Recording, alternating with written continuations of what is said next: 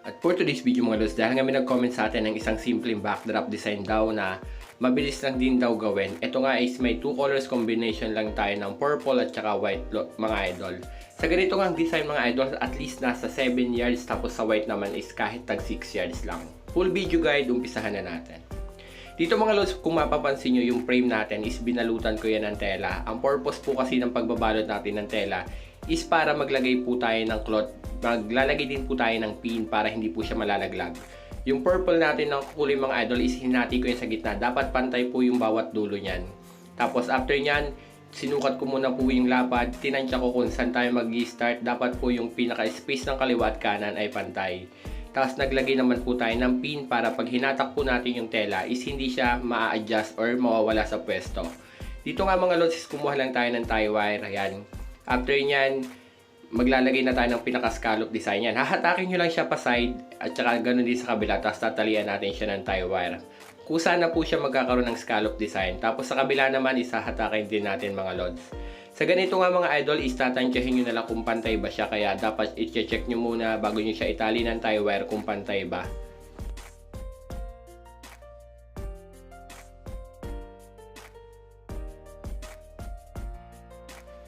At after nga natin matapos yan mga idol, yung pinaka scallop design sa kaliwa at kanan, dito nga is kinuha na natin yung pinaka white cloth.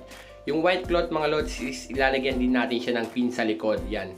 May sobra yan mga idol, kaya ginawa natin is pinold natin siya pabalik. Kaya makikita nyo nakapold siya sa gitna mga lods.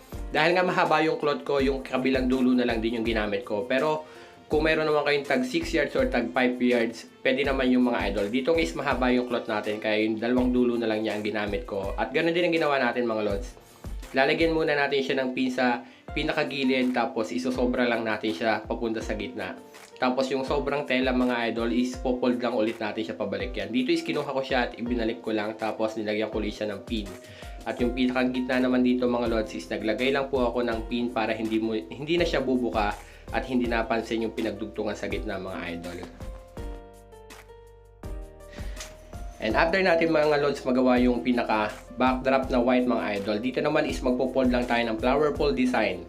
Ang fold mga idol is at least nasa 5 to 6 inches, kagaya po na marami kong video tutorial kung paano gumagawa ng flower fold.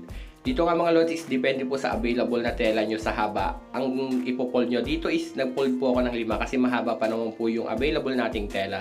Pero kung ang cloth nyo po is maiksi at gusto nyo pa rin po na may ganitong flower fold sa gilid, pwede po kayo mag-fold ng at least 2 hanggang 3 mga idol para magkaroon pa rin po siya ng pinaka flower fold design sa gilid. Dito nga mga lods is after natin mabuo yung pinaka fold na 5 mga idol, ang gagawin nyo lang dito is iikot nyo siya, bubuuin nyo siya paikot mga lods yan. Dito is nabuo na natin yung 5, iikot lang natin para magmukha siyang star mga lods. Tatali lang natin siya ng tie wire and after nyan, hahatakin lang natin. Ang hatak nga mga lods is depende sa inyo. Pwede siya ng pasigsag, pwede naman siya ng padiretsyong hatak lang. Kung saan kayo mas madali or mas nadadali ang gawin, pwede naman po yun. Dito is hinatak lang natin siya ng pasigsag. At kung sa tingin nyo mga lods na yung pagkakasigsag ng hatak nyo is pangit, pwede naman siyang ayusin pagkatapos. And after natin matapos dito mga lods, ganun din po yung gagawin natin sa kabilang side.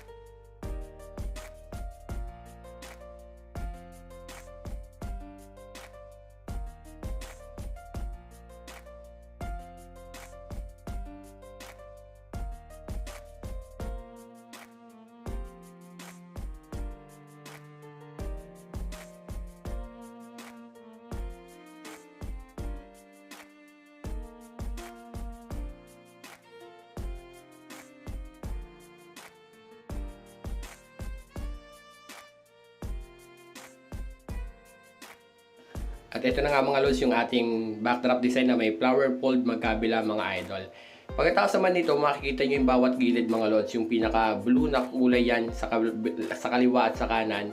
Mag-a-add naman tayo dyan ng pinaka artificial flower mga lods. Dito guys, meron tayong dry foam mga idol. At tinalian ko muna siya ng tie wire kasi yan po yung pinaka itatali natin sa ating frame. At dito is nagtusok na tayo ng rose at saka tulip na flower mga idol. Ito nga po pala yung mga artificial na flowers mga lods. Depende na sa inyo kung paanong setup ba ang gagawin nyo rito. Dito is sa atin itinusok-tusok lang natin. Kung sa tingin nyo is maganda na yung pagkakalagay nyo, yan, okay na yan. Mas marami, mas maganda mga idol. And after ko magtusok ng flowers, nag-add din po ako dyan ng mga dahon na artificial na leaves. And after yan mga lods, is tatali na natin siya sa pinaka bawat gilid ng ating backdrop design. Kung wala naman kayong artificial flowers, pwede naman po kayong maglagay ng balloons sa bawat gilid. Or pwede rin po kayong gumawa ng flower fold design kagaya ng mga video tutorial natin kung paano tayo gumagawa para hindi po butas yung bawat gilid. At sa ganitong design nga mga lods, and after natin magawa to at ikakabit na natin sa pinaka frame para mas maganda po, pwede po kayong mag-add ng balloon garlands sa bawat gilid. After natin may tusok na floral foam mga idol, dito nga is tinali na natin siya ng tie wire. Kagaya ng sabi ko mga lods, sa ganitong design, pwede naman pong balloons ang ilagay nyo or pwede rin po kayo mag-add ng flower fold design sa bawat gilid kagaya ng purple natin sa baba. At ito na nga po pala yung simpleng backdrop design natin. Sobrang bilis lang din pong gawin. Sana nakuha nyo. Kung hindi naman po, pwede po kayo mag-comment sa baba para gawan po ulit natin ng video. Sa ganitong design mga lods, kung wala kayong artificial flowers, pwede nyo pong i-substitute ay balloons sa bawat gilid. Or kung wala naman din po mga idol na balloons, pwede po kayong gumawa ng flower fold kagaya ng purple na yan.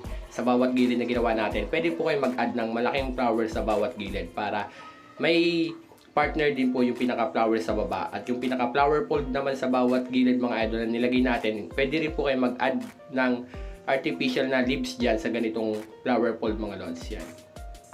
Ito na nga po pala yung simpleng backdrop design natin. Sana'y nagustuhan nyo. Follow for more at huwag nyo naman kalimutang i-share po yung mga videos. Marami pong salamat din sa lahat na nagsasend ng star. Sobrang na-appreciate ko po yan. Kagaya po sabi ko, follow for more at huwag nyo kalimutang i-share. Hanggang dito na nga lang po. Comment down below kung may concern. Ang cloth po natin dito na purple is nasa 8 yards. Ang white naman natin is at least tag 6 yards or tag 5 yards. Depende po sa lawak ng backdrop na pagkakabitan yung mga lods. Sana nakatulong. Hanggang dito na nga lang po. Maraming po salamat.